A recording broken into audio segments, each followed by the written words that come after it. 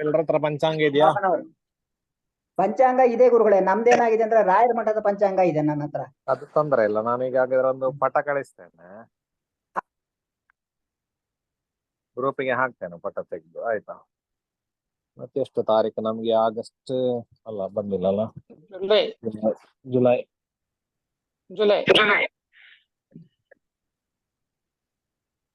July 31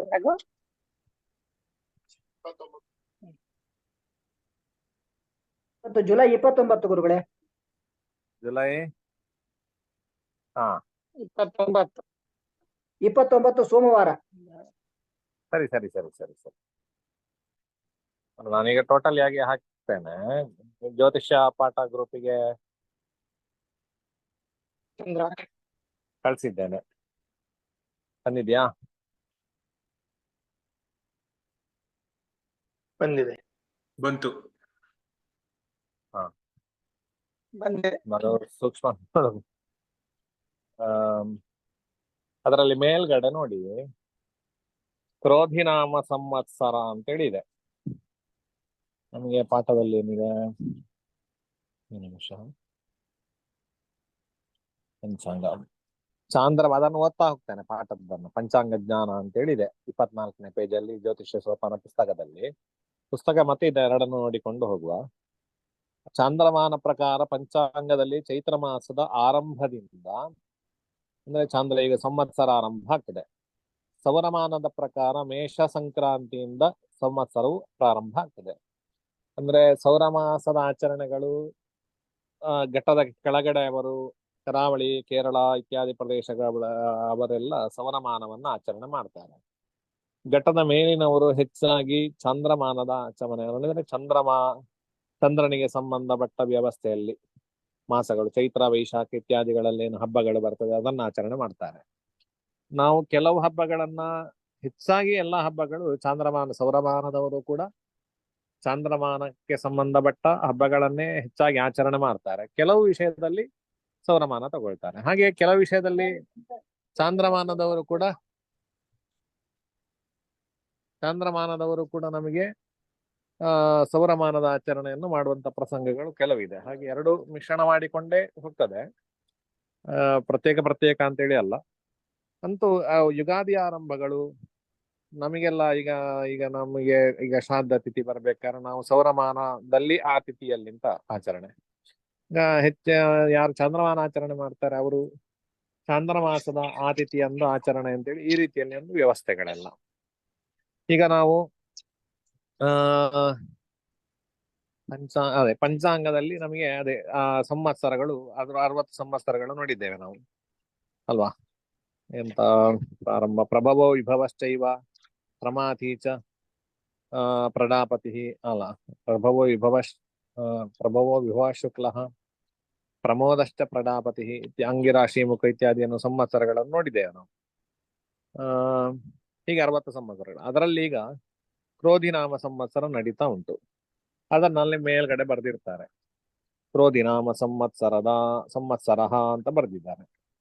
ಅದರ ನಂತರದಲ್ಲಿ ಪಂಚಾಂಗದ ಮೇಲ್ನಾಂಕಣದಲ್ಲಿ ಗತಶಾಲಿ ವಾಹನಟಕ, ಕೆಲ ಪಂಚಾಂಗಗಳಲ್ಲಿ ವರ್ತಮಾನ ಶಾಲಿ ವಾಹನಟಕ ವರ್ಷವನ್ನು ಕೂಡ ಬರೆದಿರ್ತಾರೆ.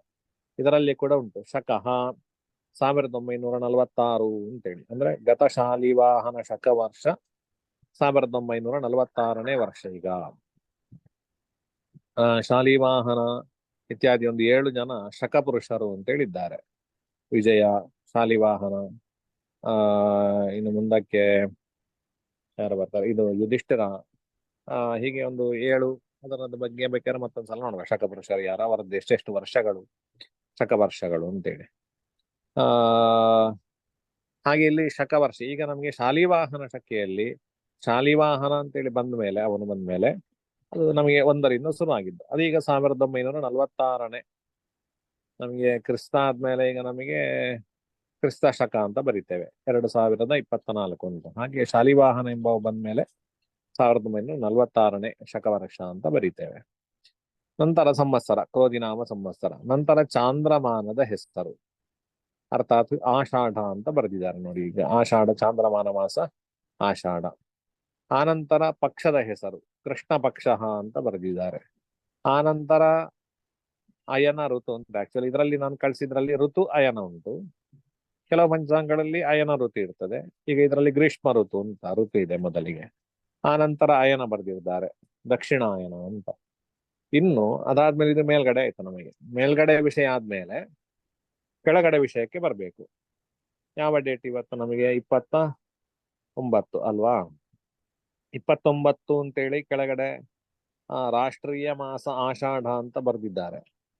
ಅದರ ತಾರೀಕು ಅಂತ ಬರೆದಿದ್ದಾರೆ ಸೈಡಲ್ಲಿ. ಅದರ ಕೆಳಗಡೆ 29 ಎಂಬಲ್ಲಿಗೆ ಬನ್ನಿ. ಅದರ ಎದುರ ನಂತರದಲ್ಲಿ ಕರ್ಕಟ ಅಂತ ಬರೆದಿದ್ದಾರೆ. ಕರ್ಕಟ ಆಟಿ ಅಂತ ಬರೆದಿದ್ದಾರೆ. ತುಳುವಿನಲ್ಲಿ ಕರ್ಕಾಟಕ ಮಾಸವನ್ನ ಆಟಿ ಅಂತ ಕರೆಯುವಂಥದ್ದು, ತುಳುವಿನ ಹೆಸರದು. ಆನಂತರ ಅದೇ ನೇರಕ್ಕೆ 13 ಅಂತ ಬರೆದಿದ್ದಾರೆ. ಅಂದ್ರೆ ಕರ್ಕಾಟಕ ಮಾಸದಲ್ಲಿ 13ನೇ ದಿನ ಅಂತ ಅರ್ಥ ಅದು. ಆನಂತರದಲ್ಲಿ 9 ಅಂತ ಬರೆದಿದ್ದಾರೆ. ಗೊತ್ತಾಗ್ತಾ ಉಂಟಲ್ಲ? ನೋಡ್ತಾ ಇದ್ದೀರಲ್ಲ, ನಾನು ಕಳಿಸಿದ್ದನ್ನು ನೋಡ್ತಾ ಇದ್ದೀರಾ ಅಥವಾ ನಿಮ್ಮಲ್ಲಿ ಇದ್ದದ್ದಾದ್ರೆ ಬೇರೆ ಇರ್ಬೋದು. ನಾನು ಕಳಿಸಿದ್ದನ್ನೇ ನೋಡಿ ಈಗ ಸದ್ಯಕ್ಕೆ 9 ಅಂತ ಬರ್ದಿದ್ದೆ. ಸಿಕ್ಕಿದೆಯಾ ನಿಮಗೆ? ಆ 9ರ ಮೇಲ್ಗಡೆ ನೇರ ಹೋದ್ರೆ ತಿಥಿ ಅಂತ, ತಿಥಿಯ ಕೆಳಗಡೆ 9 ಅಂತ, ಅರ್ಥಾತ್ 9ನೇ ತಿಥಿ ಯಾವುದು? ನವಮಿ ತಿಥಿ. ಹಾಗಾದ್ರೆ ಇವತ್ತು ನವಮಿ ತಿಥಿ. ಅದರ ನಂತರ ಚ ಅಂತ ಬರೆದಿದ್ದಾರೆ, ವಾರವನ್ನು ಬರೆದಿದ್ದಾರೆ, ಚಂದ್ರವಾರ ಅಂತ ಅರ್ಥ. ಚಂದ್ರವಾರ ಆದ್ಮೇಲೆ ಒಂದು ಗಳಿಗೆ ಹಾಕಿದ್ದಾರೆ, 29 ಕಾಲು ಗಳಿಗೆ ಅಂತ ಹಾಕಿದ್ದಾರೆ. ಇಲ್ಲಿ ಒಂದು ಇದು ಬಂದ್ರೆ, ಒಂದು ಗೀಟ್ ಬಂದ್ರೆ ಕಾಲು ಎಂಬುದಾಗಿ ಅರ್ಥ, 2 ಗೀಟ್ ಬಂದ್ರೆ ಅರ್ಧ ಅಂತೇಳಿ ಅರ್ಥ, 3 ಗೀಟ್ ಬಂದ್ರೆ ಮುಕ್ಕಾಲು ಎಂಬುದಾಗಿ ಅರ್ಥ. ಇಲ್ಲಿ ಗಳಿಗೆಗಳನ್ನ ನೇರವಾಗಿ ಇಷ್ಟೇ ಗಳಿಗೆ ಅಂತೇಳಿ ಗಳಿಗೆ ಬರೀತಾರೆ ನಿಖರವಾಗಿ. ಈ ಗಳಿಗೆಗಳನ್ನ ನಿಖರವಾಗಿ ಬರುವುದಿಲ್ಲ. 15ಕ್ಕೆ ಹತ್ರ ಇದ್ರೆ, 15ರ ಒಳಗಡೆ ಇದ್ರೆ ಕಾಲು ಗಳಿಗೆ ಅಂತ ಆಗ್ತಾರೆ. ಇಲ್ಲ 30ಕ್ಕೆ ಹತ್ರ, 30 ಗಳಿಗೆಯ ಅರ್ಧಕ್ಕೆ ಹತ್ರ ಇದ್ರೆ, ಆಸುಪಾಸು ಇದ್ರೆ ನಮಗೆ ಅರ್ಧ ಗಳಿಗೆ ಅಂತ ಬರೀತಾರೆ. 45ಕ್ಕೆ ಆಸುಪಾಸಿನಲ್ಲಿ ಎಲ್ಲಿ ಆದ್ರೂ ಇದ್ರೆ ಮುಕ್ಕಾಲು ಗಳಿಗೆ ಅಂತ. ಪೂರ್ತಿ ಆದ್ರೆ ಅದೇ ಸಂಖ್ಯೆಯನ್ನ ಬರ್ದಿರ್ತಾರೆ. ಹೀಗೆ ವ್ಯವಸ್ಥೆಗಳು ಗಳಿಗೆಯನ್ನು ಬರಿಬೇಕಾದ್ರೆ. ಈ ಚಂದ್ರವಾರ ಆದ್ಮೇಲೆ ಗಳಿಗೆ ಉಂಟಲ್ಲ, ಚಂದ್ರವಾರ 29 ಕಾಲು ಗಳಿಗೆ ಉಂಟು ಅಂತ ಅರ್ಥ ಅಲ್ಲ. ಆ ದಿವಸದ ತಿಥಿಯ ಗಳಿಗೆಯನ್ನು ಅಲ್ಲಿ ವಾರ ಆದ್ಮೇಲೆ ಬರೆಯುವಂಥದ್ದು. ಇದೆಲ್ಲ ಪಂಚಾಂಗದಲ್ಲಿ ಸಾಮಾನ್ಯ ಹಾಗೆ. ವಾರಗಳಿಗೆ ಗಳಿಗೆ ಇಲ್ಲ. ವಾರಗಳು ಯಾವತ್ತು ಸೂರ್ಯೋದಯದಿಂದ ಸೂರ್ಯೋದಯಕ್ಕೆ ಚೇಂಜ್ ಆಗ್ತಾ ಇರ್ತದೆ. ತಿಥಿಗಳಾದ್ರೆ ಎಷ್ಟೊತ್ತಿಗೂ ಚೇಂಜ್ ಆಗ್ಬೋದು. ಅವುಗಳಿಗೆ ಗಳಿಗೆ ವ್ಯವಸ್ಥೆಗಳಿದೆ. ಒಂದು ತಿಥಿ 60 ಗಳಿಗೆ ಇರ್ತದೆ. ಅದು ಆ ದಿವಸ ಸೂರ್ಯೋದಯದ ನಂತರ ಎಷ್ಟು ಗಳಿಗೆ ಉಂಟು ಅಂತ ಬರೀತಾರೆ. 29 ಕಾಲು ಗಳಿಗೆ, ಅರ್ಥಾತ್ ಒಂದು ದಿನಮಾನ ನಮಗೆ 30 ಗಳಿಗೆ ಇದ್ರೆ ಸೂರ್ಯ ಅಸ್ತಮಾನದ ಹತ್ತಿರ ಚೇಂಜ್ ಆಗ್ತದೆ, ಇದು ಮುಗೀತದೆ ಆ ತಿಥಿ. ಅಂದ್ರೆ ಇವತ್ತು ನವಮಿ ತಿಥಿ, ಈಗ ಸಂಜೆಗೆ ಈಗ ದಶಮಿ ಬಂದಾಗಿದೆ ಅಂತೇಳಿ ಅರ್ಥ ನಮ್ಗೆ. ಇನ್ನು ಆ ನಂತರದಲ್ಲಿ ಚಂದ್ರವಾರದ 29 ಕಾಲುಗಳ ಆದ್ಮೇಲೆ ಭ ಅಂತ ಬರೆದಿದ್ದಾರೆ. ಅಲ್ಲಿ ನಕ್ಷತ್ರಗಳು ಅಶ್ವಿನಿ, ಭರಣಿ, ಕೃತಿಕ ಅಂತ ಅದರ ಅಕ್ಷರಗಳಲ್ಲಿ ಒಂದು ಅಕ್ಷರ ಬರೀತಾರೆ, ಭ ಅಂತ ಬರೀತಾರೆ. ಭರಣಿ ನಕ್ಷತ್ರ ಅಂತ ಅರ್ಥ. ಅದರ ಗಳಿಗೆಯನ್ನು ಅದರ ಎದುರುಗಡೆ ಹಾಕ್ತಾರೆ. 11 ಮುಕ್ಕಾಲು ಗಳಿಗೆ ಅಲ್ಲ, 11 ಗಳಿಗೆ ಅಂತ ಹಾಕಿದ್ದಾರೆ.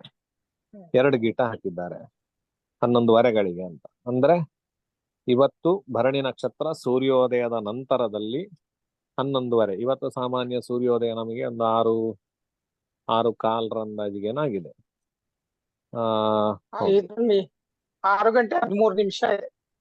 ಅದೇ 13 ನಿಮಿಷ ಅಂತ 6 ಕಾಲರ ಹತ್ತಿರ ಅಂತ ಅರ್ಥ ಆಗ್ತದೆ. ಅದರ ನಂತರದಲ್ಲಿ ನಮಗೆ ಗಳಿಗೆಗಳನ್ನು ಲೆಕ್ಕ ಹಾಕ್ಬೇಕು. 11 ಗಳಿಗೆ ಅಂತ ಹೇಳಿದ್ರೆ ಎಷ್ಟು ಗಂಟೆ? 10 ಗಳಿಗೆ ಅಂತ ಹೇಳಿದ್ರೆ 2:30 ಗಂಟೆಗೆ, 2:30 ಗಳಿಗೆ, 1 ಗಂಟೆಗೆ, 2:30 ಗಳಿಗೆ, ಅರ್ಥಾತ್ 4 ಗಂಟೆಗಳಿಗೆ 10 ಗಳಿಗೆ ಆಯ್ತು. 4 ಗಂಟೆ 24 ನಿಮಿಷಕ್ಕೆ ನಮಗೆ 11 ಗಳಿಗೆ ಆಯ್ತು. 1 ಗಳಿಗೆ ಅಂತ ಹೇಳಿದ್ರೆ 24 ನಿಮಿಷ. ಅನಂತರ ಒಂದು ಅರ್ಧ ಅದರಿಂದಾಗಿ ಪುನಃ ಅದರ ಅರ್ಧ ಅಂತ ಹೇಳಿದ್ರೆ ಒಂದು 12 ಸೇರಿಸುವ, 12 ನಿಮಿಷ ಸೇರಿಸ್ಬೇಕು. 24 ಅಂದ್ರೆ 36. ಸಾಮಾನ್ಯ ಒಂದು ನಮಗೆ 6, 7, 14, 8, 14, 9, 14, 10, 14 ಪ್ಲಸ್ 36 ಗಳಿಗೆ 36 ನಿಮಿಷ. 36, 14, 50 ಆಯ್ತು. ಅಂದ್ರೆ 10 ಗಂಟೆ 50 ನಿಮಿಷದವರೆಗೆ ಸಾಮಾನ್ಯ ಇವತ್ತು ಸ್ಥೂಲ ಲೆಕ್ಕಾಚಾರ, ಸೂಕ್ಷ್ಮ ಲೆಕ್ಕಾಚಾರ ಅಲ್ಲ, ಅದೇ ಭರಣಿ ನಕ್ಷತ್ರ ಅಂತ ತಿಳ್ಕೊಳ್ಬಹುದು.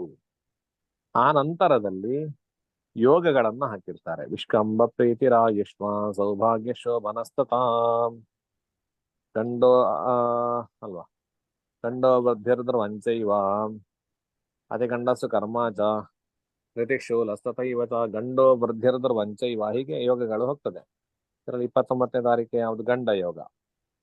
29 ಗಳಿಗೆ ಇತ್ತು. ಗಂಡ ಗಂ ಬರ್ದ ಮೇಲೆ ಅದರ ಎದುರುಗಡೆ 29 ಅಂತ ಹಾಕಿದ್ದಾರೆ. ಅಂದ್ರೆ 29 ಗಳಿಗೆವರೆಗೆ, ಅರ್ಥಾತ್ ಅಸ್ತಮಾನದ ಹತ್ತಿರದವರೆಗೆ ನಮಗೆ ಗಂಡನಾಮ ಯೋಗ ಅಂದ್ರೆ ಸಾಯಂಕಾಲದವರೆಗೆ ಇತ್ತು. ಆ ನಂತರದಲ್ಲಿ ಕರ್ಣ ಬರೆದಿದ್ದಾರೆ. ಕರ್ಣ ಒಂದೇ ಗಳಿಗೆ ಹಾಕಿರುವಂತದ್ದು. ಅಂದ್ರೆ ಸೂರ್ಯೋದಯ ಆದ್ಮೇಲೆ ಸಾಮಾನ್ಯ 24 ನಿಮಿಷದವರೆಗೆ ಮಾತ್ರ ಇವತ್ತು ಆ ಕರ್ಣ. ನಂತರದಲ್ಲಿ ಕರ್ಣ ಚೇಂಜ್ ಆಗ್ತದೆ. ಅಂದ್ರೆ ತೈತಿಲ ಕರ್ಣ ಬೆಳಿಗ್ಗೆದ್ದದ್ದು. ತೈತಿಲ ಆದ್ಮೇಲೆ ಯಾವುದು ಕರ್ಣ? ಗರಜ ಕರ್ಣ. ಅದು ಇವತ್ತು ಸಾಯಂಕಾಲ, ಈಗ ಸಾಯಂಕಾಲಕ್ಕೆಲ್ಲ ಗರಜಕರಣ ಇದ್ದಿರ್ಬೋದು. ಈಗ ಅದು ಮುಗ್ದಿರ್ಬೋದು. ಗರಜಕರಣ ಆದ್ಮೇಲೆ ವಾಣಿಜ್ಯಕರಣಿಗೆ ಬಂದಿರ್ತದೆ. ನಾಳೆ ಬೆಳಿಗ್ಗೆ ಬೆಳಿಗ್ಗೆಗೆ ವಾಣಿಜ್ಯ, ಈಗ ನಾಳೆ ಬೆಳಿಗ್ಗೆಗೆ ಅದು ವಾಣಿಜ್ಯವು ಮುಗ್ದಿರ್ತದೆ.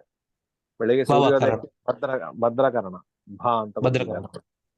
ಭಾ ಅಂತ ಹೇಳಿದ್ರೆ ಭದ್ರ, ಚಿಕ್ಕ ಬಾ ಬರೆದ್ರೆ ಬಬ, ದೊಡ್ಡ ಭಾ ಅದಕ್ಕೆ ಬಾಲ ಇದ್ರೆ ಭದ್ರ ಅಂತ. ಆಯ್ತಾ, ಸರಿ.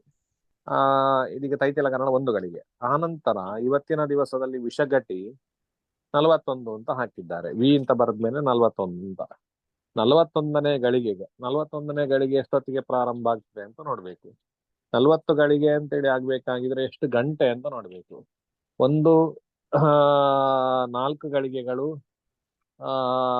ಅಲ್ಲ 10 ಗಳಿಗೆಗಳು 10 ಗಳಿಗೆಗಳಿಗೆ 4 ಗಂಟೆ ಆದ್ರೆ 40 ಗಳಿಗೆಗಳಿಗೆ 12 ಗಂಟೆ ಆಯ್ತಲ್ವಾ. 12 ಗಂಟೆ ಆದ್ಮೇಲೆ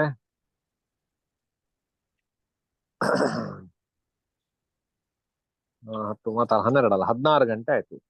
16 ಗಂಟೆ ಆದ್ಮೇಲೆ 41 ಗಳಿಗೆ ಉಂಟು.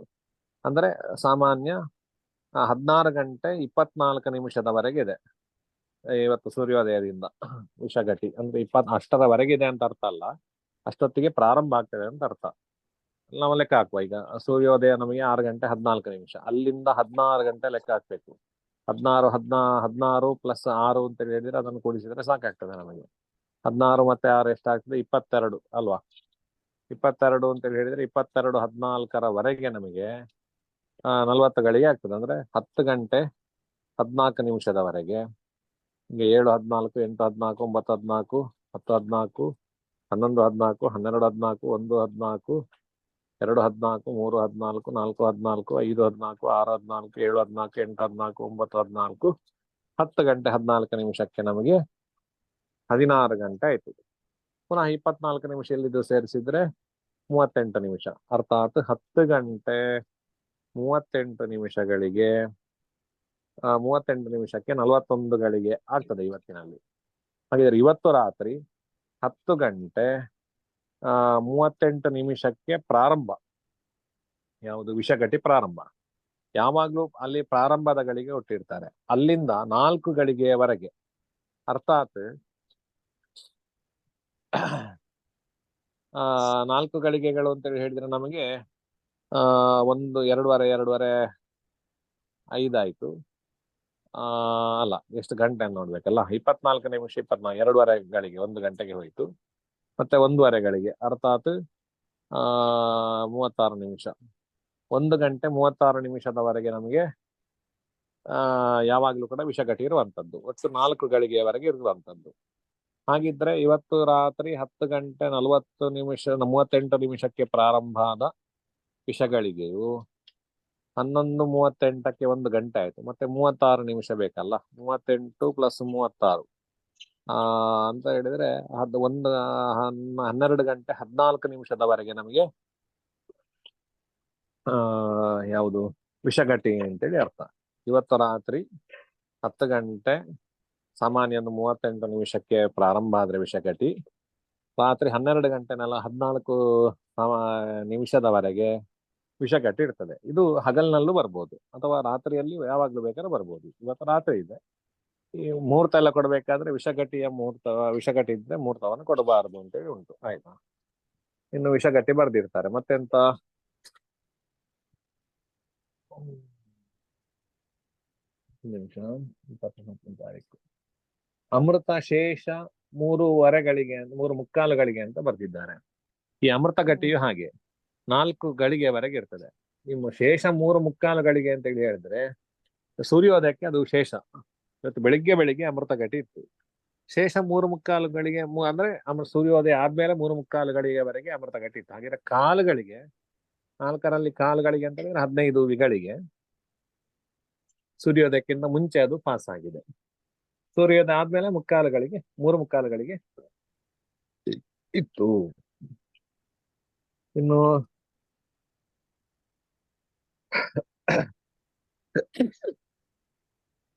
ವೃಷಭ ರಾಶಿಗೆ ಚಂದ್ರನ್ ಇವತ್ತು 26 ಕಾಲುಗಳಿಗೆ ವೃಷಭ ರಾಶಿಗೆ ಪ್ರವೇಶ ಮಾಡಿದ್ದಾನೆ. ಸೂರ್ಯೋದಯ 6:14 ಆದ್ರೆ ನಮಗೆ 26 ಗಳಿಗೆ ಅಂತ ಹೇಳಿದ್ರೆ ಎಷ್ಟಾಗ್ತದೆ? ಸಾಮಾನ್ಯ ಅಸ್ತಮಾನದ ಹತ್ತಿರ ಆಗ್ತದೆ.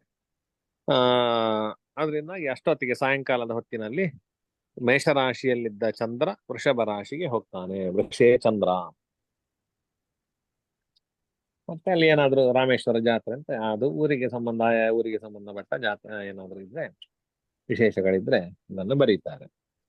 ಹೀಗೆ ಪಂಚಾಂಗದಲ್ಲಿ ನಮೂದನೆ ಮಾಡಿ ಇಡ್ತಾರೆ. ಇನ್ನು ಇದರ ಬರ್ದಿರುವಂತದ್ದು ನೋಡಿ, ಈಗ ಇಷ್ಟು ನೋಡಿದ್ರಲ್ಲ, ಅದರ ಕೆಳಗೆ ಎಡಬದಿಯಲ್ಲಿ ಮೊದಲು ನಾವು ಈಗ ಬಳಸುವ ಇಂಗ್ಲಿಷ್ ಕ್ರಮದ ತಿಂಗಳು ಮತ್ತೆ ತಾರೀಖುಗಳನ್ನ ಬರೆದಿರ್ತಾರೆ. ಅದು ನೋಡಿ ಆಯ್ತು. ಉಳಿದೆಲ್ಲ ವ್ಯವಹಾರಗಳನ್ನ ಆ ದಿನಾಂಕಗಳಿಗೆ ನೇರವಾಗಿ ತಿಳಿಸ್ತಾರೆ. ಅದೀಗ ನೋಡಿದ್ದೇವೆ. ಮೇಷ ಸಂಕ್ರಾಂತಿ ಎಂದರೆ ಸೂರ್ಯನ ಮೇಷರಾಶಿ ಪ್ರವೇಶ ಎಂಬುದಾಗಿ ಅರ್ಥ. ಆ ದಿನದಿಂದ ಆರಂಭಿಸಿ ವೃಷಭ ಸಂಕ್ರಾಂತಿಯನ್ನು ಸೂಚಿಸುವ ದಿನದವರೆಗೆ ಮೇಷವೆಂಬ ಸೌರಮಾಸವಾಗಿರ್ತದೆ. ಅಲ್ಲಿಂದ ಮಿಥುನ ಸಂಕ್ರಾಂತಿಯವರೆಗೆ ವೃಷಭ ಮಾಸ. ಹೀಗೆ ಸೌರಮಾಸಗಳನ್ನು ತಿಳ್ಕೊಳ್ಬೇಕು. ಈಗ ನಮಗೆ ಕರ್ಕಾಟಕ ಸಂಕ್ರಮಣ ಆಗಿದೆ, ಅಂದ್ರೆ ಕರ್ಕಾಟಕ ಮಾಸ ನಡೀತಾ ಇದೆ ಈಗ. ಸೂರ್ಯ ಸಂಕ್ರಾಂತಿಯನ್ನು ಸೂಚಿಸಿದ ಮರುದಿನದಿಂದ 1, 2, 3 ಎಂಬುದಾಗಿ ಸೌರಮಾಸದಲ್ಲಿ ಗತ ದಿನಗಳ ಸಂಖ್ಯೆಯನ್ನು ಗುರುತಿಸ್ತಾರೆ. ಇಲ್ಲಿ 13 ದಿನ ಅಂತ ಬರ್ದಿದ್ದಾರೆ. ಅರ್ಥಾತ್ ಈಗ ಕರ್ಕಾಟಕ ಮಾಸದಲ್ಲಿ 13 ದಿನ ಅಂತ ಆಗಿದೆ. ಸೌರ ಮಾಸದ ಗತ ದಿನ ಸಂಖ್ಯೆ ಅನಂತರ ಅದೇ ಸಾಲಿನಲ್ಲಿ ಪುನಃ ಕನ್ನಡ ಅಂಕೆಯಲ್ಲಿಯೇ ತಿಥಿಗಳನ್ನ ಸೂಚಿಸ್ತಾರೆ. ನೋಡಿದ್ದೇವೆ 9 ಅಂತೇಳಿ ನೋಡಿದ್ದೇವೆ. 9 ಅಂತೇಳಿ ಹೇಳಿದ್ರೆ ಪಂಚಾಂಗದಲ್ಲಿ ಇರುವ ತಿಥ್ಯಾದಿಗಳ ಸಂಜ್ಞಾಕ್ಷರಗಳ ವಿವರ ಅಂತ ನಿಮಗೆ ನೆಕ್ಸ್ಟ್ ಪೇಜ್ ಅಲ್ಲಿ ಕೆಳಗಡೆ ಉಂಟು. ಅಲ್ಲಿ 9 ಅಂತ ಹೇಳಿದ್ರೆ ನವಮಿ, ಅದು ನೋಡಿದರೆ ಆಯ್ತು ನಿಮ್ಗೆ. ಆ ನಂತರದಲ್ಲಿ ಅದರ ಮುಂದೆ ವಾರಗಳನ್ನು ಗುರುತಿಸುತ್ತಾರೆ. ವಾರ ನೋಡಿ ಆಯ್ತು. ವಾರಗಳ ಸಮೀಪದಲ್ಲಿ ಸೂಚಿಸಿದ ಸಂಖ್ಯೆ ಆ ದಿನದ ತಿಥಿಯ ಗಳಿಗೆ ಆಗಿದೆ, ಅದನ್ನು ಕೂಡ ನೋಡಿದ್ದೇವೆ. ಅನಂತರ ಕ್ರಮವಾಗಿ ಅದೇ ಸಾಲಿನಲ್ಲಿ ನಕ್ಷತ್ರ, ಯೋಗ, ಕರಣಗಳನ್ನು ಸಂಕೇತಾಕ್ಷರಗಳಲ್ಲಿ ಬರೆದು ಯಾವ ಅಕ್ಷರಲ್ಲಿ ಹೇಗೆ ಬರೀತಿರ್ತಾರೆ ಅಂತ ಸಂಜ್ಞಾಕ್ಷರಗಳನ್ನ ಕೊಟ್ಟಿದ್ದಾರೆ. ಅದನ್ನು ನೋಡಿದರೆ ಆಯ್ತು ನಾವು. ಅಕಾರಕ್ಕೆ ಮತ್ತೆ ವಕಾರ ಅಡಿಯೊತ್ತು ಹೊಟ್ರೆ ಅದು ಅಶ್ವಿನಿ ನಕ್ಷತ್ರ. ಭಾ ಅಂತ ಬರೆದ್ರೆ ಭರಣಿ, ಕೃ ಅಂತ ಬರೆದ್ರೆ ಕೃತಿಕಾ ನಕ್ಷತ್ರ, ರೋ ಅಂತ ಬರೆದ್ರೆ ರೋಹಿಣಿ. ಹೀಗೆ ತಿಥಿಗೂ ವಾರಕ್ಕೂ ಇದು ಯಾವುದು ಯೋಗಗಳಿಗೂ ಕರಣಗಳಿಗೂ ಒಂದೊಂದು ಅಕ್ಷರವನ್ನ ಬರೆದಿರ್ತಾರೆ. ಅದನ್ನು ಸರಿಯಾಗಿ ಇಲ್ಲಿ ಕೊಟ್ಟಿರ್ತಾರೆ. ಹೇಗೆ ಅಂತೇಳಿ ಅದನ್ನು ನಾವು ನೋಡಿಕೊಂಡ್ರೆ ಆಯ್ತು. ಹಾಗೆ 6 ದಿನದ ಸೂರ್ಯೋದಯದ ನಂತರ ಆಯಾ ತಿಥಿ ನಕ್ಷತ್ರ ಯೋಗಗಳಿರುವ ಗಳಿಗೆಗಳೆಂದು ತಿಳಿಯಬೇಕು. ಅಲ್ಲಿ ಸೂಚಿಸಿದ ಸಂಖ್ಯೆ ಗಳಿಗೆ ಮತ್ತೆ ಗಳಿಗೆ ಆಗಲಿ. ಸೂರ್ಯೋದಯದ ಬಳಿಕ ಅಲ್ಲಿ ಸೂಚಿಸಿದ ಗಳಿಗೆಗಳ ಬಳಿಕ ಮುಂದಿನ ತಿಥಿ ನಕ್ಷತ್ರ ಯೋಗಗಳು ಪ್ರಾರಂಭ ಆಗುತ್ತದೆ ಎಂದು ತಿಳಿಯಬೇಕು. ಅಷ್ಟು ಗಳಿಗೆ ನಂತರದಲ್ಲಿ ಮುಂದಿನ ಯಾವುದು ಯೋಗ ಉಂಟು ಅಥವಾ ನಕ್ಷತ್ರ ಅಲ್ಲಿಗೆ ಮುಗಿದ್ರೆ ಇನ್ನೊಂದು ನಕ್ಷತ್ರ ಶುರು ಆಗ್ತದೆ ಅಂತೇಳಿ ಹೀಗೆ ತಿಳ್ಕೊಳ್ಬೇಕು. ಪ್ರತಿನಿತ್ಯವೂ ಹೀಗೆ ನಿತ್ಯ ಪಂಚಾಂಗವನ್ನ ಗುರುತಿಸಿರುತ್ತಾರೆ. ಕೆಲವು ದಿನದ ನಿತ್ಯ ಪಂಚಾಂಗದಲ್ಲಿ ತಿಥಿ ನಕ್ಷತ್ರ ಯೋಗ ಗಳಿಗೆಗಳ ಅನಂತರ ಉಪರಿ ಎಂದು ಬರೆದು ಇನ್ನೊಂದು ಸಂಖ್ಯೆಯನ್ನು ಕೂಡ ಬರೆದಿರ್ತಾರೆ. ನಮ್ಮ ಗುರುಗಳಲ್ಲಿ ಒಬ್ರು ಬಂದು ಕೇಳಿದ್ರ, ನಮಗೆ ಅದೇ ನಕ್ಷತ್ರ ಯಾವುದು? ನಮ್ದು ಉಪರಿ ನಕ್ಷತ್ರ ಅಂತ. ಅಂದ್ರೆ ಯಾವುದೋ ನಕ್ಷತ್ರ ಇರ್ಬೇಕಾದ್ರೆ ಹುಟ್ಟಿರ್ತಾರೆ ಹಾಗೆ. ಬಟ್ ಉಪರಿ ಅಂತ ಹೇಳಿ ನಕ್ಷತ್ರ ಇಲ್ಲ. ಆ ನಕ್ಷತ್ರದ ಮೇಲ್ಗಡೆ ಉಪರಿ ಅಂತ ಹೇಳಿದ್ರೆ ಮೇಲೆ ಎಂಬುದಾಗಿರುತ್ತೆ. ಇನ್ನೊಂದು ನಕ್ಷತ್ರ ಬಂದಿರ್ತದೆ. ಮರು ದಿವಸ ಸೂರ್ಯೋದಯಕ್ಕೆ ಆ ನಕ್ಷತ್ರ ಇರಬಾರ್ದು. ಇವತ್ತು ಸೂರ್ಯೋದಯಕ್ಕೂ ಆ ನಕ್ಷತ್ರ ಇರಬಾರದು, ಮರು ದಿವಸ ಸೂರ್ಯೋದಯಕ್ಕೂ ಆ ನಕ್ಷತ್ರ ಸ್ಪರ್ಶ ಇರಬಾರದು. ಆಗ ಉಪರಿ ಎಂಬುದಾಗಿ ಬರೀತಾರೆ ಪಂಚಾಂಗದಲ್ಲಿ. ಅಂದ್ರೆ ಅದು ಈ ನಕ್ಷತ್ರ ಸೂರ್ಯೋದಯದ ನಂತರ ಇಷ್ಟಿದ್ದು ಅದರ ನಂತರದಲ್ಲಿ ಆ ನಕ್ಷತ್ರ ಬಂದಿರ್ತದೆ, ಅದರ ಗಳಿಗೆ ಕೂಡ ಅಷ್ಟೇ ಹೊತ್ತಿನವರೆಗೆ ಅಂತ. ಮರು ದಿವಸಕ್ಕೆ ಮೂರನೇ ಮತ್ತೊಂದು ನಕ್ಷತ್ರ ಬಂದಿರ್ತದೆ. ಹೀಗೆ ಆಗ ಅಲ್ಲಿ ಸೂಚಿಸಿದ ತಿಥ್ಯಾದಿ ಗಳಿಗೆಗಳು ಕಳೆದ ಅನಂತರ ಮುಂದಿನ ತಿಥ್ಯಾದಿಗಳು ಅಷ್ಟು ಗಳಿಗೆ ಇದೆ ಎಂಬುದಾಗಿ ತಿಳಿಯಬೇಕು. ಹೆಚ್ಚಿನ ಪಂಚಾಂಗಗಳಲ್ಲಿ ಕಾಲು, ಅರ್ಧ, ಮುಕ್ಕಾಲು ಗಡಿಗಳನ್ನು ಕ್ರಮವಾಗಿ 1, 2 ಗೀಟು, 3 ಗೀಟು ಅಂತ ಹೀಗೆ 1, 2, 3 ಉದ್ದಗೆರೆಗಳಿಂದ ಗುರುತಿಸಿರುತ್ತಾರೆ. ಅದೀಗ ನಾವು ನೋಡಿದ ಪಂಚಾಂಗದಲ್ಲಿ ಹಾಗೆ ಉಂಟು. ಪಂಚಾಂಗಗಳಲ್ಲಿ ವಿಷ ಮತ್ತು ಅಮೃತ ಗಳಿಗೆಗಳನ್ನ ವಿಷ, ವಿ ಮತ್ತು ಆ ಅಕ್ಷರದಿಂದ ಸೂಚಿಸಿರ್ತಾರೆ. ವಿ ಮತ್ತು ಆಗಳ ಮುಂದೆ ಸೂಚಿಸಿರುವ ಗಳಿಗೆಗಳು ಕಳೆದ ಅನಂತರ 4 ಗಳಿಗೆ ಆಯಾ ದಿನ ವಿಷಕಾಲ ಅಥವಾ ಅಮೃತ ಕಾಲ ಎಂದು ತಿಳಿಯಬೇಕು. ಈಗ ನೋಡಿದ್ದೇವಲ್ಲ ನಾವು. ಕೆಲವು ದಿನ ಈ ವಿಷ ಅಥವಾ ಅಮೃತ ಕಾಲವು ರಾತ್ರಿಯ ಕೊನೆಗಾದರೆ ಆ ದಿನ ಅದು ಪೂರ್ಣವಾಗದೆ ಮರುದಿನಕ್ಕೆ ಶೇಷವಿರುವುದು. ಅದೀಗ ಹಾಗೆ ಬಂದಿದೆ. ಆ ಶೇಷವನ್ನ ಪಂಚಾಂಗದಲ್ಲಿ ವಿಷಶೇಷ ಅಥವಾ ಅಮೃತ ಶೇಷ, ಈಗ ನಾವು ನೋಡಿದ್ರಲ್ಲಿ ಅಮೃತ ಶೇಷ ಅಂತ ಬಂದಿದೆ ನಮಗೆ. ಅಂದರೆ ಸೂರ್ಯೋದಯದ ಅನಂತರ ಅಷ್ಟು ಗಳಿಗೆ ಕಾಲ ವಿಷಶೇಷ ಅಥವಾ ಅಮೃತ ಶೇಷವಿದೆ ಎಂಬುದಾಗಿ ಅರ್ಥ. ತಿಥಿಯ ಅರ್ಧವೇ ಕರಣವಾಗಿದೆ. ಭವಾದಿ 7 ಚರಕರಣಗಳು ಪ್ರತಿ ಮಾಸದ ಶುಕ್ಲ ಪಕ್ಷದ ಪ್ರತಿಪದನ ಉತ್ತರಾರ್ಧದಿಂದ ಆರಂಭಿಸಿ ಕೃಷ್ಣ ಪಕ್ಷದ ಚತುರ್ದಶಿ ಪೂರ್ವಾರ್ಧದವರೆಗೆ 1 ತಿಂಗಳಿಗೆ 8 ಬಾರಿ ಪುನಃ ಪುನಃ ಬರುವು. ಶಕುನ್ಯಾದಿ 4 ಸ್ಥಿರಕರಣಗಳು ಕೃಷ್ಣ ಪಕ್ಷದ ಚತುರ್ದಶಿ ಉತ್ತರಾರ್ಧದಿಂದ ಶುಕ್ಲ ಪಕ್ಷದ ಪಾಡ್ಯದ ಪೂರ್ವಾರ್ಧದವರೆಗೆ ತಿಂಗಳಿಗೆ 1 ಬಾರಿ ಬರುತ್ತದೆ. 1 ತಿಂಗಳಿಗೆ 30 ತಿಥಿಗಳು, ಅಂದರೆ 60 ಕರಣಗಳು. ಒಟ್ಟು ಚರಕರಣಗಳು 56 ಸಲ ಬರ್ತದೆ. 4 ಸ್ಥಿರಕರಣಗಳು ಇರ್ತದೆ 1 ತಿಂಗಳಿನಲ್ಲಿ. ಇದು ಗೊತ್ತಾಯ್ತಲ್ಲ. ಇದರಲ್ಲಿ ಏನಾದ್ರೂ ಸಂಶಯ ಇದೆಯಾ? ಬೃಹಜ್ಜಾತಕ ಪಾಠ ಶುರು ಮಾಡ್ತೇನೆ. ಹರೇನಮ್ಮ ಆಚಾರ್ಯ, ನಾನು ಒಂದು ಇದು ಇಮೇಜ್ ಶೇರ್ ಮಾಡಿದ್ದೆ. ಈಗ ಉದಾಹರಣೆಗೆ ಉತ್ತರಾದಿ ಮಠದ ಪಂಚಾಂಗ ಇದೆ. ಹಾ ಹಾ ಹಾ. ಈಗ ಅದರಲ್ಲಿ ಇವತ್ತು ನವಮಿ ತಿಥಿ. ನವಮಿ ತಿಥಿ ಆದ ಮೇಲೆ ಘ ಪ ಅಂತ ಇದೆ, ಅಂದ್ರೆ ಘಟಿಕ ಮತ್ತೆ ಫಳ ಅಂತ ಇದೆ, ಮತ್ತೆ ಸಮಯ ಅಂತ ಇದೆ. ಗಳಿಗೆ ಫಲ ಅಂತ ಹೇಳಿದ್ರೆ ವಿಗಳಿಗೆ. ವಿಗಳಿಗೆ ಆಮೇಲೆ ಅದ್ರ ಸಮಯ ಅಂತ ಇದೆ. ಉದಾಹರಣೆಗೆ ನವಮಿ ತಿಥಿಗೆ ಗಂಟೆಯನ್ನು ಬರ್ತಿದ್ದಾರೆ ಅದರಲ್ಲಿ. ಗಂಟೆ ಬರೆದಿದ್ದಾರೆ. ಅಂದ್ರೆ ಅದನ್ನ ಹೇಗೆ, ಈಗ ಉದಾಹರಣೆಗೆ ನವಮಿ ತಿಥಿ 34 ಗಳಿಗೆ 36 ಗಳಿಗೆ ಅಲ್ಲ 38 ಗಳಿಗೆ 49 ವಿಗಳಿಗೆ 20, 25 ಅಂತ ಸಮಯ ಬರೆದಿದ್ದಾರೆ. ಎಷ್ಟು ಸುಲಭ, ಇನ್ನೂ ಸುಲಭ ಮಾಡಿ ಕೊಟ್ಟಿದ್ದಾರೆ. ನಾವೀಗ ಇಷ್ಟು ಲೆಕ್ಕ ಮಾಡ್ಬೇಕಾದ್ರೆ 20 ಗಂಟೆ ಅಂತ ಹೇಳಿದ್ರೆ 8 ಗಂಟೆ 25 ನಿಮಿಷ. ಉದಾಹರಣೆ ನಾನು ಅದೊಂದು ಇಮೇಜ್ ಶೇರ್ ಮಾಡಿದ್ದೀನಿ ಗ್ರೂಪ್ ಅಲ್ಲಿ. ನಾಳೆ ನೋಡ್ತೇನೆ ನಾನು. ಇವತ್ತು ಬೃಹಜ್ಜಾತಕ ಪಾಠಕ್ಕೆ ಲೇಟ್ ಆಗ್ತದೆ. ಆಗ್ಬೋದು ನಾಳೆ ಆ ವಿಷಯ ನೋಡುವ. ಸರಿ ಸರಿ ಆಗ್ಬೋದು. ಶ್ರೀಕೃಷ್ಣ ಅರ್ಪಣಮಸ್ತು. ಬೃಹಜ್ಜಾತಕ ಪಾಠ ಪ್ರಾರಂಭ ಮಾಡುವ. ತಪಸ್ವಾಧ್ಯಾಯ ಶುಶ್ರೂಷಾ ಕೃಷ್ಣ ಪೂಜಾ ಋತಂ ಮುನಿಂ ವಿಶ್ವೇಶಮಿಷ್ಟದಂ ವಂದೇ ಪರಿವ್ರಾಟ್ ಚಕ್ರವರ್ತಿನಂ ಮೂರ್ತಿತ್ವೇ ಪರಿಕಲ್ಪಿತಶ್ಚರಭೃತೋ ವರ್ತ್ನಾ ಪುನರ್ಜನ್ಮನಾಂ ಆತ್ಮೇತ್ಯಾತ್ಮವಿದಾಂ ಕ್ರತುಶ್ಚೇಡತಾಂ ಭರ್ತಾಮರಜ್ಯೋತಿಷಾಂ ಲೋಕಾನಾಂ ಪ್ರಳಯೋದಯಸ್ಥಿತಿಯುಗಶ್ಚಾನೇಕಧಾ ಯಶ್ರುತೋ ವಾಚಂ ನ ಸದಧಾ ತ್ವನೀಕಕಿರಣಸ್ತ್ರೈಲೋಕ್ಯದೀಪೋ ರವಿಃ. ಇದು ಪಾಠ ನೋಡಿದ್ದೇವೆ ಅಲ್ಲಿವರೆಗೆ. ಕೇಚಿತ್ತು ಹೋರಾಂ ಪ್ರಥಮಾಂ ಭವಸ್ಯ ವಾಂಚಂದಿಲಾಭಾಧಿಪತಿರ್ದ್ವಿತೀಯಾಂ.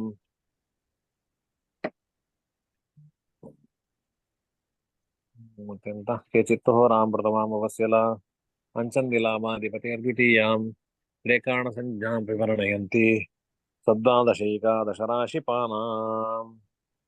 ನಂತರದ ಶ್ಲೋಕ ಅಜವೃಷಭ ಅಲ್ವಾ? ಸರಿ ಸರಿ. ಅಜವೃಷಭ ಮೃಗಾಂಗನ ಕುಲೀರ ಝಷಮಣಿಜೌಚ ದಿವಾಕರ ಅದಿತುಂಗಾಃ ದಶಶಿಖಿ ಮನಿಯುಕ್ತಿಥೀಂದ್ರಿಯಾಂಶೈಃ ತ್ರಿನವಕವಿಂಶತಿಶ್ಚ ತೇ ಸ್ತನೀಚಾಃ.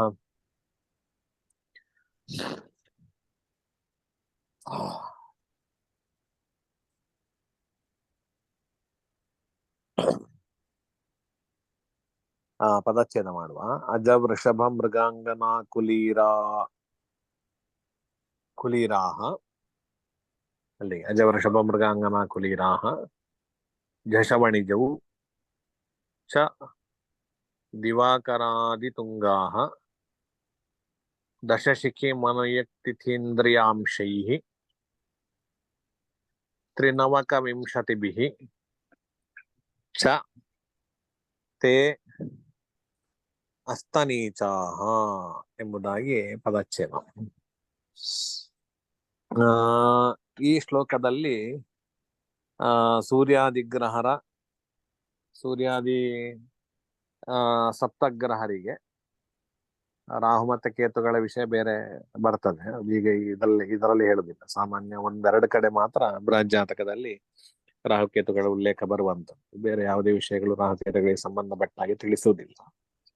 ಇಲ್ಲಿ ಸೂರ್ಯ ಆದಿ 7 ಗ್ರಹರ ಅವರಿಗೆ ಯಾವುದು ಉಚ್ಚ ಯಾವುದು ನೀಚ. ಉಚ್ಚದಲ್ಲಿದ್ದಾನೆ, ನಮ್ಮ ಜಾತಕದಲ್ಲಿ ಈ ಗ್ರಹ ಉಚ್ಚದಲ್ಲಿದ್ದಾನೆ ಅಂತೇಳಿ ಎಲ್ಲ ಹೇಳ್ತೇವೆ. ಅಥವಾ ಈ ಗ್ರಹ ನೀಚದಲ್ಲಿದ್ದಾನೆ, ಅದರಿಂದಾಗಿ ನಿಮಗೆ ತೊಂದರೆಗಳು.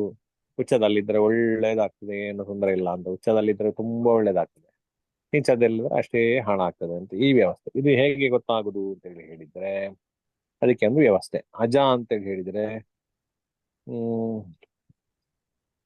ಮೇಷರಾಶಿ. ವೃಷ ಅಂತೇಳಿ ಹೇಳಿದ್ರೆ ವೃಷಭ ರಾಶಿ. ವೃಷಭ ಅಂತೇಳಿ ಕೊಟ್ಟಿದ್ದಾರೆ, ಅಜ ವೃಷಭ ರಾಶಿ. ಮೃಗ ಅಂತೇಳಿ ಹೇಳಿದ್ರೆ ಮಕರ ರಾಶಿ. ಅಂಗನ ಅಂತೇಳಿ ಹೇಳಿದ್ರೆ ಕನ್ಯಾ ರಾಶಿ. ಕುಲೀರ ಅಂತೇಳಿ ಹೇಳಿದ್ರೆ ಯಾವ್ದು ರಾಶಿ? ಕರ್ಕಾಟಕ. ಯಾಕೆ?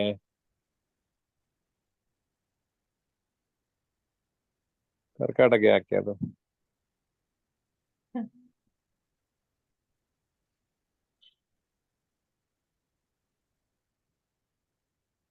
ಹೇಳ್ತೀರಾ? ಕ್ರಿಯತಾ ವೃಜಿತಿ ಕುಲೀರ ಎಲ್ಲ ಹೇಳಿದ್ದಾರೆ. ಆ ರಾಶಿಗೆ ಹೆಸರು ಬರುವಾಗ ಕುಲೀರ ಕರ್ಕಾಟಕ ರಾಶಿ 4ನೇ ಇದು ಜಿತಮ, ಅದಾದ್ಮೇಲೆ ಕುಲೀರ ಬಂದಿದೆ, ಹಾಗಾಗಿ ಕುಲೀರ ಅಂದ್ರೆ ಕರ್ಕಾಟಕ. ಕನ್ಯೆಯನ್ನು ಹೇಳಿದ್ದಾರೆ, ಕ್ರಿಯತಾ ವೃಜಿತಮ ಕುಲೀರ ಅಂತ ಹೇಳಿ ಅಲ್ಲಿ ಹೇಳಿದ್ದಾರೆ. ಅದರಿಂದಾಗಿ ಕುಲೀರ ಅಂತ ಹೇಳಿದ್ರೆ ಕರ್ಕಾಟಕ. ಜಶ ಯಾವುದು? ಪಕ್ಕ ಹೇಳ್ಬೇಕಾರ ಅಪ್ಪ. ಮೀನ ರಾಶಿ. ಯಾಕೆ ಅಂತ ಹೇಳಿದ್ರೆ ಅಲ್ಲಿ ಹೇಳಿದ್ದಾರ ಅಲ್ಲಿ ಅಂತ್ಯ ಅಲ್ವಾ, ಅಲ್ಲಿಲ್ಲ. ಜಶ ಅಂತ ಹೇಳಿದ್ರೆ ಮೀನ ರಾಶಿಗೆ ಸಂಜ್ಞೆ, ಬೇರೆ ಕಡೆ ಎಲ್ಲ ಬರ್ತದೆ. ವಣಿಕ ರಾಶಿ ಅಂತ ಹೇಳಿದ್ರೆ ತುಲಾ ರಾಶಿ. ವ್ಯಾಪಾರ ರಾಶಿ ಆದ್ರಿಂದಾಗಿ ತುಲಾ ಅಂತ ಹೇಳಿದ್ರೆ ತಕ್ಕಡದು ವ್ಯಾಪಾರ ಮಾಡೋದಾದ್ರಿಂದಾಗಿ ತುಲಾ ರಾಶಿ. ಇಷ್ಟು ರಾಶಿಗಳು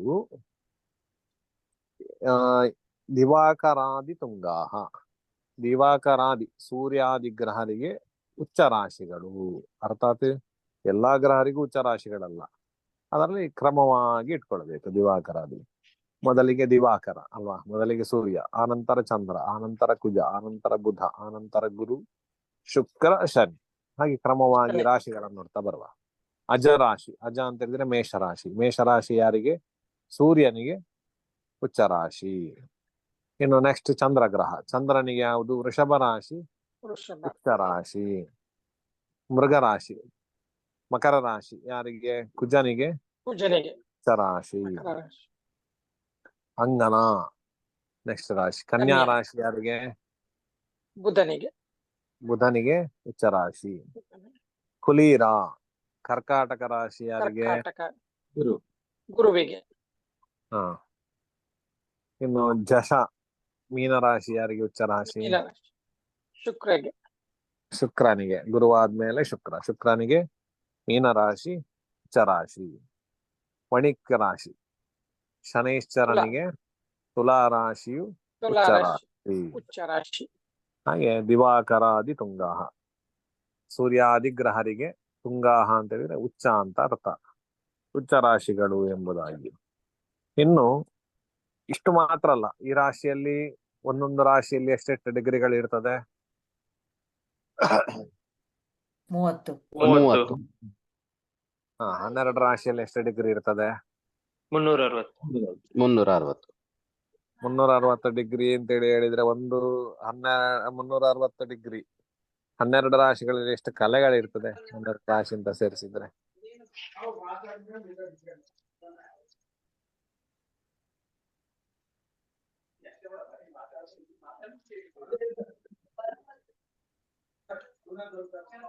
ಹನ್ನೆರಡು 21640 ಬರ್ತದೆ. ಒಂದು ದಪ್ಪ ಆಗಿದೆ. ಸರಿ, ಹತ್ತಿರ ಬಂದಿದ್ದೀರಿ. ಒಂದು ದಪ್ಪ 50 ಬರುತ್ತೆ. 5 ಅಲ್ಲ, 0 ಬರ್ಬೇಕು. 0 360 60ರಿಂದ 2 0 ಹಾಕ್ಲೇಬೇಕು, ಲಾಸ್ಟ್ 2 0 ಬರ್ಲೇಬೇಕು. ಸುಲಭ ಅಂತ ಹೇಳಿದ್ರೆ ನಮಗೆ ಲೆಕ್ಕ ಮಾಡ್ಬೇಕಾರೆ 60ರಿಂದ ಗುಣಿಸಬೇಕಾಗಿದ್ರೆ 360 ಅಲ್ಲಿ 60ರಲ್ಲಿ 1 0, 360ರಲ್ಲಿ 1 0, ಅದನ್ನ ಕೊನೆಗೆ ಹಾಕಿಬಿಟ್ರೆ ಆಯ್ತು. ಮತ್ತೆ ಉಳಿದದನ್ನ 36 ಎಷ್ಟು ಅಂತ ನೋಡ್ಬಿಟ್ರೆ ಆಯ್ತು ಅಷ್ಟೇ. 216. ಅದರಿಂದಾಗಿ 21,600 ಅಂತ.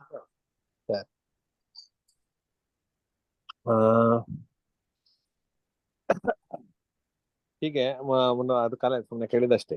ಹಾಗಿದ್ರೆ ಒಂದು ರಾಶಿಯಲ್ಲಿ ಎಷ್ಟು ಡಿಗ್ರಿ ಇರ್ತದೆ ನಮಗೆ? 30 ಡಿಗ್ರಿ ಇರ್ತದೆ ಅಲ್ವಾ? ಈಗ ಮೇಷರಾಶಿಯಲ್ಲಿ ಇಡೀ ಮೇಷರಾಶಿ ರವಿಗ್ರಹನಿಗೆ ಉಚ್ಚ ಅಲ್ಲ. ಅದಕ್ಕೆ ಒಂದು ವ್ಯವಸ್ಥೆ ಮಾಡಿದ್ದಾರೆ, ಎಷ್ಟು ಡಿಗ್ರಿಯವರೆಗೆ ಅಥವಾ ಎಷ್ಟು ಡಿಗ್ರಿ ಅವನಿಗೆ ಉಚ್ಚ ಎಂಬುದಾಗಿ. ಅದಕ್ಕೆ ನಂತರದ ಪಾದ ದಶಶಿಖಿ ಮನುಯುಕ್ತಿಥೀಂದ್ರಿಯಾಂಶೈ ನವಕವಿಂಶತಿಭಿಷ್ಟತೆ ಅಸ್ತನೀಚಾತೆ ಸ್ತನೀಚಾ ಎಂಬುದಾಗಿ. ದಶ ಸಂಖ್ಯೆ ಯಾರಿಗೆ? ಸೂರ್ಯನಿಗೆ.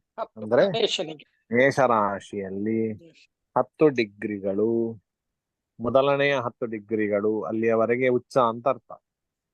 ಇನ್ನೂ ಒಂದು ಅರ್ಥ ಏನು ಅಂತ ಹೇಳಿದ್ರೆ, ಮೇಷರಾಶಿಯಲ್ಲಿ 10ನೇ ಡಿಗ್ರಿಯಲ್ಲಿ ಅತಿ ಉಚ್ಚ ಅವನು, ಅತಿ ಉಚ್ಚ, ಅತಿ ನೀಚ, ಉಚ್ಚ ನೀಚ ಈ ವ್ಯವಸ್ಥೆಗಳಿದೆ. ಹಾಗೆ ನೀಚದಲ್ಲಿಯೂ ಅತಿ ನೀಚ, ನೀಚ, ಅತಿ ಇಂಥ ವ್ಯವಸ್ಥೆಗಳನ್ನು ಹೇಳಬೇಕು ನಮಗೆ. ಹಾಗೆ ಮೇಷರಾಶಿಯಲ್ಲಿ 10ನೇ ಡಿಗ್ರಿಯಲ್ಲಿ ಅಂದ್ರೆ 9 ಡಿಗ್ರಿ ಕಳೆದ ನಂತರ 10ನೇ ಡಿಗ್ರಿ ಏನ್ ಬರ್ತದೆ, ಅದರಲ್ಲಿ ಅತಿ ಉಚ್ಚ 10 ಡಿಗ್ರಿಯವರೆಗೆ ಅವನು ಉಚ್ಚ ಮೇಷರಾಶಿಯಲ್ಲಿ. ಶಿಖಿ ನಂತರದಲ್ಲಿ 3 ಶಿಖಿ ಅಂತ ಹೇಳಿದ್ರೆ ಅಗ್ನಿ, ಅಗ್ನಿಗಳು 3. ಶಿಖಿ ಎಂಬ ಸಂಖ್ಯೆ ನಮಗೆ ಜ್ಯೋತಿಷ ಸೋಪಾನದಲ್ಲಿ ನೋಡಿದ್ದೇವೆ. ಎಷ್ಟು? ಶಿಖಿ ಅಂತ ಹೇಳಿದ್ರೆ ಎಷ್ಟು? 3. ಯಾವುದೆಲ್ಲ? 3. ಶಿಖಿ ಅಗ್ನಿ ಅಂತ ಅರ್ಥ. ಅಗ್ನಿಗಳು 3 ಅಗ್ನಿಗಳು ಯಾವುದೆಲ್ಲ? ದಾಕ್ಷಿಣಾತ್ಯ, ಗಾರ್ಹಪತ್ಯ, ಆಹವನೀಯ ಅಂತ ಹೇಳಿ 3 ಅಗ್ನಿಗಳು ಎಂಬುದಾಗಿ ಅರ್ಥ. ಸರಿ. 3 ಡಿಗ್ರಿಯವರೆಗೆ ಚಂದ್ರನಿಗೆ ವೃಷಭ ರಾಶಿಯಲ್ಲಿ ಉಚ್ಚ.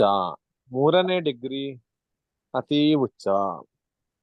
ಇನ್ನು ದಶಶಿಖಿ ಮನುಯುಕ್ ಕುಜನಿಗೆ ಮಕರ ರಾಶಿಯಲ್ಲಿ ಮನುಯುಕ್, ಮನು ಅಂತ ಹೇಳಿದ್ರೆ 28.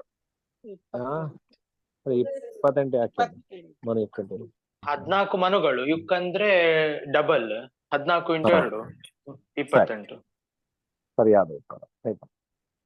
ಅದರಿಂದಾಗಿ 14 ಮನ್ವಂತರಗಳು 14 ಅಂದ್ರೆ ಮನುಗಳು 14. ಯುಗಳ ಅದನ್ನು 2 ಮಾಡಬೇಕು. ಆದ್ರಿಂದಾಗಿ 14 14 28. 28 ಡಿಗ್ರಿಯವರೆಗೆ ಮಕರ ರಾಶಿಯಲ್ಲಿ ಕುಜನಿಗೆ ಉಚ್ಚ. 28ನೇ ಡಿಗ್ರಿ ಕುಜನಿಗೆ ಅತಿ ಉಚ್ಚ. ಅತಿ ಉಚ್ಚ. ಮತ್ತೆ ದಶಶಿಖಿ ಮನುಯುಕ್ ತಿಥಿ. ತಿಥಿ ಅಂತ ಹೇಳಿದ್ರೆ ತಿಥಿಗಳು 15. ಅದರಲ್ಲಿ ಅಪರಪಕ್ಷದಲ್ಲಿ ಕೃಷ್ಣ ಹೇಗೆ ಒಟ್ಟು ತಿಥಿಗಳ 15 ಅಂತ ಅರ್ಥ. ತಿಥಿ ಎಂಬ ಸಂಖ್ಯೆಗೆ 15 ಅವರು. 15 ಡಿಗ್ರಿಗಳು ಕನ್ಯಾ ರಾಶಿಯಲ್ಲಿ ಬುಧನಿಗೆ ಉಚ್ಚ. 15ನೇ ಡಿಗ್ರಿ ಅತಿ ಉಚ್ಚ. ಮನೆಯುಕ್ ತಿಥೀಂದ್ರಿಯ ಇಂದ್ರಿಯಾಂಶೈ, ಇಂದ್ರಿಯಗಳು 5 ಪಂಚ. ಆದ್ರಿಂದಾಗಿ 5 ಡಿಗ್ರಿಯವರೆಗೆ ಕರ್ಕಾಟಕ ರಾಶಿಯಲ್ಲಿ ಗುರುವಿಗೆ ಉಚ್ಚ. 5ನೇ ಡಿಗ್ರಿ ಗುರು ಅತೀ ಉಚ್ಚ. ಅಚ್ಚರ ಉಳಿದದ್ದು ಯಾವುದು? ಈಗ ರವಿಗೆ ಮೇಷರಾಶಿ ಇದಕ್ಕೆ ಯಾವ್ದಕ್ಕೆ ರವಿಗೆ ಮೇಷರಾಶಿ 10 ಡಿಗ್ರಿಯವರೆಗೆ ಉಚ್ಚ ಅಂತ ಇದೆ. ಉಳಿದ 20 ಅದು ಏನೋ ಸಂಬಂಧ ಇಲ್ಲ ಅಂತ ಲೆಕ್ಕ. ಒಂದು ಅದ್ರಲ್ಲಿ 2 ಅಭಿಪ್ರಾಯ ಇದೆ. ಕೆಲವು ಆಚಾರ್ಯರ ಅಭಿಪ್ರಾಯ 10ನೇ ಡಿಗ್ರಿ ಅವನಿಗೆ ಅತ್ಯುಚ್ಚ, ಉಳಿದ ಡಿಗ್ರಿಗಳಲ್ಲಿ ಅವನ ಉಚ್ಚ ಅಂತ ಹೇಳುವಂತ ಅಭಿಪ್ರಾಯ ಇದೆ ಆಯ್ತಾ. ಅದರಿಂದಾಗಿ ಅಂದ್ರೆ 1ರಿಂದ 10 ಬರಬೇಕಾದ್ರೆ 10 ಅತಿ ಉಚ್ಚ, ಉಳಿದದ್ದು ಉಚ್ಚ ಅಂತಾನ. 1ರಿಂದ 10 ಅಲ್ಲ, 1ರಿಂದ 30ರವರೆಗೆ ಉಚ್ಚ. ಈಗ ನಾನು ಹೇಳ್ತಾ ಇರೋದು 1ರಿಂದ 10ರವರೆಗೆ ಉಚ್ಚ ಅಂತೇಳಿ ಆ ಅಭಿಪ್ರಾಯದ ಮತವನ್ನ ಹೇಳ್ತಾ ಇದ್ದೇನೆ. ಇನ್ನೊಂದು ಮತ ಇದೆ, ಇದು ಹೆಚ್ಚಾಗಿ ನಾವೆಲ್ಲ ಬಳಸುವಂತ ಮತ, 1ರಿಂದ 30ರವರೆಗೆ ಉಚ್ಚ ಅವನಿಗೆ ರವಿಗೆ. ಅದರಲ್ಲಿ 10 ಡಿಗ್ರಿ ಅತಿ ಉಚ್ಚ, 10ನೇ ಡಿಗ್ರಿಯಲ್ಲಿದ್ರೆ ಅತಿ ಉಚ್ಚ ಅಂತ ಅರ್ಥ. ಸರಿ. ಹಾಗೆ ಈಗ ಮೀನದಲ್ಲಿ 27 ಕೊಟ್ಟಿದ್ದಾರೆ, 27ರವರೆಗೆ ಅತಿ ಉಚ್ಚ ಅಂತ. ಬರುವ ಸರಿ. ನಿನ್ನ ರಾಶಿ ಆಗ್ಲಿಲ್ಲ ಅಲ್ಲ, ಉಳಿದ ಯಾವ್ದಾದ್ರು ಇದ್ರೆ ಕೇಳಿ. ಮೀನ ನೀಚ ಅದು. ಯಾರಿಗೆ? ಮೀನ ಶುಕ್ರನಿಗೆ ಮೀನ ಉಚ್ಚ ಅಲ್ಲ, ಹೌದು. ಕನ್ಯಾ ನೀಚ. ಹೌದು. ಬುಧನಿಗೆ ನೀಚ. ನೀಚವಾದ ಹೌದು. ಯಾರಿಗೆ ಅಂತ ಮುಖ್ಯ ಅಷ್ಟೇ. ಆಯ್ತಾ? ಅದ್ರಲ್ಲಿ ಗಲಾಟೆ ಬೇಡ. ಇಬ್ಬರು ಹೇಳಿದ್ದು ಸರಿ, ಒಬ್ಬರು ಉಚ್ಚವು ಸರಿ, ನೀಚವು ಸರಿ. ಆದ್ರೆ ಯಾರಿಗೆ ಅಂತ ಹೇಳುವಂಥದ್ದು ಇರುದಷ್ಟೇ. ಸರಿ. ಮತ್ತೆ ಎಂತ? ಮನೆಯ ತಿಥಿ ಇಂದ್ರಿಯಾಂಶ. ಇಂದ್ರಿಯಾಂಶ ಅಂತ ಹೇಳಿದ್ರೆ 5. ಆಯ್ತಾ? 5ನೇ ಡಿಗ್ರಿ ಅವನಿಗೆ ಅತಿ ಉಚ್ಚ ಕರ್ಕಾಟಕ ರಾಶಿ. ಉಳಿದ ಡಿಗ್ರಿಗಳು ಉಚ್ಚ ಅಂತ ಹೇಳುವಂತ ಆ ಮತವನ್ನ ಇಟ್ಕೊಳ್ಳುವ. ಇದು ಬೇಡ ನಮ್ಗೆ ಸಮಯ, ಇದನ್ನ ಯಾವ್ದು ಬಳಸುದಿಲ್ಲ. ಆ ರಾಶಿಗಳಿಗೆ ಇಡೀ ಆ ರಾಶಿಯಲ್ಲಿ ಏನೆಲ್ಲ ಡಿಗ್ರಿಗಳು ಬರ್ತದೆ ಆ ಎಲ್ಲ ರಾಶಿಗಳಿಗೂ ಉಚ್ಚ ಅಂತ ಬಳಸುವುದೇ ನಮ್ಮಲ್ಲಿ ವಾಡಿಕೆ ಇರುವಂತದ್ದು. ಮತ್ತು ಆ ಡಿಗ್ರಿ ಇಲ್ಲಿ ಏನು ಸೂಚನೆ ಮಾಡಿದ್ದಾರೆ ಆ ಅಂಶಕ್ಕೆ ಅತ್ಯುಚ್ಚ ಅಂತ ಹೇಳಿ ಇಟ್ಕೊಂಡು ಸಾಕು. ಇನ್ನು ಸ್ತ್ರೀನಮಕ 3 9 9 3 ಮಾಡ್ಬೇಕು ಅಂದ್ರೆ ಎಷ್ಟಾಯ್ತು? 93 27. ಶ್ರೀನಮಕ ಅಂತ ಹೇಳಿದ್ರೆ 9 27. 27ನೇ ಡಿಗ್ರಿ ಶುಕ್ರನಿಗೆ ಅತಿ ಉಚ್ಚ. ಉಳಿದಲ್ಲಿ ಮೀನರಾಶಿಯಲ್ಲಿ ಶುಕ್ರನು ಉಚ್ಚ. ಇನ್ನು 20 ತುಲಾರಾಶಿಯಲ್ಲಿ ಶನಿಯು 20ನೇ ಡಿಗ್ರಿಯಲ್ಲಿ ಅತಿ ಉಚ್ಚ. ಉಳಿದ ಡಿಗ್ರಿಗಳಲ್ಲಿ ಉಚ್ಚ ಅಂತೇಳಿ. ತೇ ಅಸ್ತನೀಚಾಹ, ಇದನ್ನೇ ಸರಿ ಉಲ್ಟಾ ಮಾಡಿದ್ರೆ ಆಯ್ತು. ಯಾವುದೆಲ್ಲ ರಾಶಿಗಳನ್ನು ಹೇಳಿದ್ದಾರೋ ಅದರ ಅಸ್ತರಾಶಿ ಅಂತ ಹೇಳಿದ್ರೆ ಅದರ ಸಪ್ತಮ ರಾಶಿ ಎಂಬುದಾಗಿ ಅರ್ಥ. ಯಾವತ್ತು ಅಸ್ತರಾಶಿ ಅಂತ ಹೇಳುವಂಥದ್ದು ಸಪ್ತಮ. ಯಾಕೆ ಅಂತ ಹೇಳಿದ್ರೆ ಈಗ ನಮಗೆ ಸೂರ್ಯೋದಯ ಯಾವ ರಾಶಿಯಲ್ಲೇ ಆಯ್ತು, ಅಸ್ತಮಾನ ಅದರ ಸಪ್ತಮ ರಾಶಿಯಲ್ಲೇ ಆಗ್ತದೆ. ಅದರಿಂದಾಗಿ ಸಪ್ತಮ ರಾಶಿಗೆ ಅಸ್ತರಾಶಿ ಅಂತೇಳಿ ಹೆಸರು. ಈಗ ಮೊದಲಿಗೆ ಮೇಷರಾಶಿಯ ಸಪ್ತಮ ರಾಶಿ ಯಾವುದು? ತುಲಾರಾಶಿ. ತುಲಾರಾಶಿ. ಬೇಕಾದ್ರೆ ಲೆಕ್ಕ ಹಾಕಿ. ಮೇಷರಾಶಿಯ ಸಪ್ತಮ ರಾಶಿ ತುಲಾರಾಶಿ, ವೃಷಭ ರಾಶಿಯ ಸಪ್ತಮ ರಾಶಿ ವೃಶ್ಚಿಕ ರಾಶಿ, ಯಾವುದು ಇದರ ಮಕರ ರಾಶಿಯ ಸಪ್ತಮ ರಾಶಿ ಕರ್ಕಾಟಕ ರಾಶಿ, ಕನ್ಯಾ ರಾಶಿಯ ಸಪ್ತಮ ರಾಶಿ ಮೀನರಾಶಿ, ಕರ್ಕಾಟಕ ರಾಶಿಯ ಸಪ್ತಮ ರಾಶಿ ಮಕರ ರಾಶಿ, ಮೀನರಾಶಿಯ ಸಪ್ತಮ ರಾಶಿ ಕನ್ಯಾ ರಾಶಿ, ತುಲಾ ರಾಶಿಯ ಸಪ್ತಮ ರಾಶಿ ಮೇಷರಾಶಿ. ಈ ರಾಶಿಗಳು ಕ್ರಮವಾಗಿ ದಿವಾಕರಾದಿಗ್ರಹರಿಗೆ ನೀಚ. ನೀಚ. ಈಗ ತುಲಾರಾಶಿ, ಮೇಷರಾಶಿಯ ಸಪ್ತಮ ರಾಶಿ ತುಲಾರಾಶಿ ಸೂರ್ಯನಿಗೆ ನೀಚ. ಅದರಲ್ಲಿ ತುಲಾರಾಶಿಯಲ್ಲಿ 10ನೇ ಡಿಗ್ರಿ ಅತಿ ನೀಚ.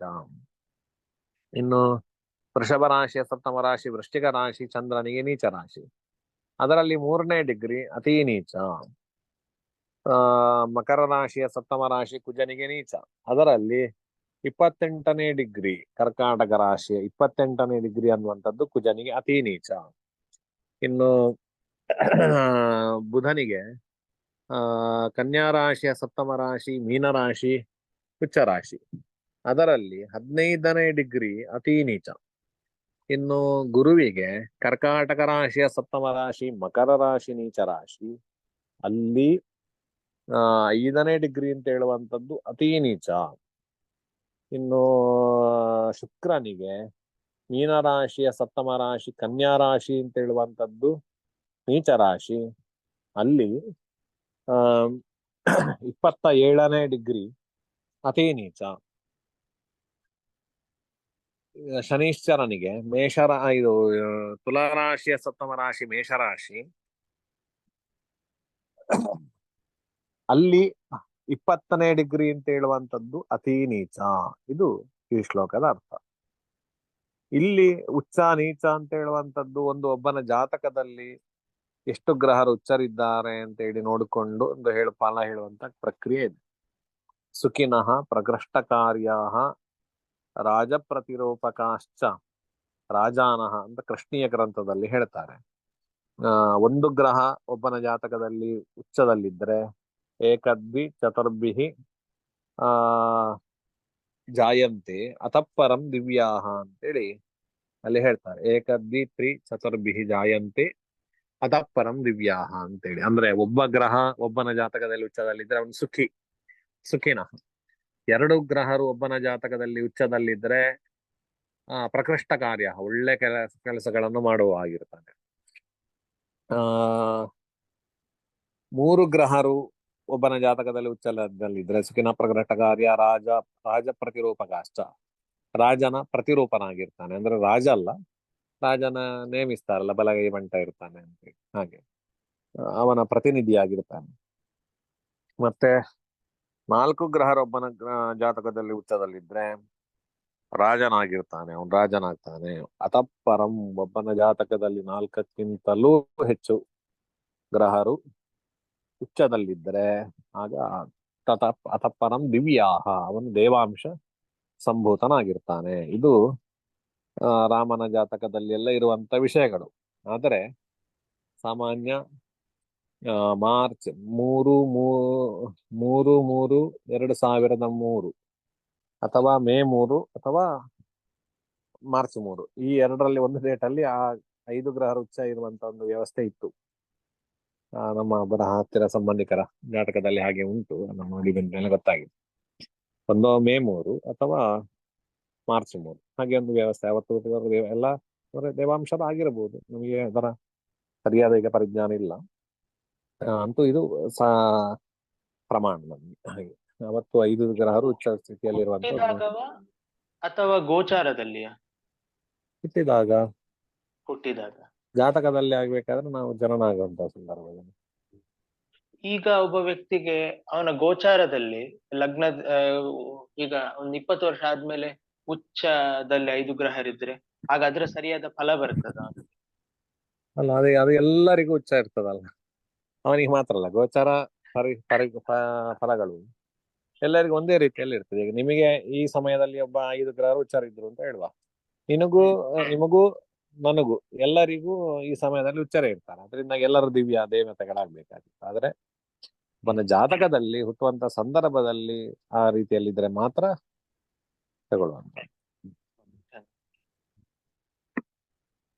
ದೇಶ ಅಥವಾ ದೇಶ ಈಗ ಲೋಕಕ್ಕೆ ಬರುವಂತ ಕ್ಷೇಮ ಅಥವಾ ಹಾಳುಂಟಲ್ಲ, ಇದು ಹೇಳ್ಬೋದು.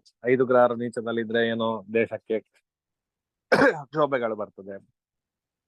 ಸಾರ್ವಜನಿಕವಾಗಿ ಹೇಳ್ಬೋದು, ಎಲ್ಲರಿಗೂ ಆಗುವಂತ ಪರಿಸ್ಥಿತಿ ಹೊರತು ಒಬ್ಬೊಬ್ಬರಿಗೆ ವೈಯಕ್ತಿಕವಾಗಿ ಗೋಚರ ಫಲಗಳಂದ್ರೆ ಗೋಚರದ ಫಲಗಳಿರ್ತದೆ. 5 ಗ್ರಹ ಉಚ್ಚ ಬಂದ್ರೆ ಒಳ್ಳೇದು ಅಂತ ಹೇಳಿ ಹೇಳಿಕ್ಕಿಲ್ಲ, ದಿವ್ಯ ಅಂತ ಹೇಳಿ ಹೇಳಿಕ್ಕಿಲ್ಲ, ಒಳ್ಳೇದೇ ಹೇಳುದು. ಸರಿ, ಇವತ್ತಿನ ಮಾತ್ರ ಶ್ರೀಕೃಷ್ಣಾರ್ಪಣಮಸ್ತು. ಮೂರ್ತಿತ್ವೇ ಪರಿಕಲ್ಪಿತಃ ಶತವೃತೋ ವರ್ತಮ ಪುನರ್ಜನ್ಮನಾಮಾತ್ಮೇಧ್ಯಾತ್ಮ ವಿಧಾಂಕೃತಶ್ಚ ಎಡತಾಂ ಭರತಾಮರ ಜ್ಯೋತಿಷಾಂ ಲೋಕಾನಾಂ ಪ್ರಳಯೋದಯ ಸ್ಥಿತಿ ಪುಶ್ಚಾನೇಕದಾ ಯಶತು ಆಚಮ್ನ ಸದಧಾತ್ಮನೇಕ ಕಿರಣ ಸ್ತ್ರೈಲೋಕ್ಯ ದೀಪೋ ರವಿಹಿ. ಎಲ್ಲರಿಗೂ ಕೂಡ ಶುಭರಾತ್ರಿ.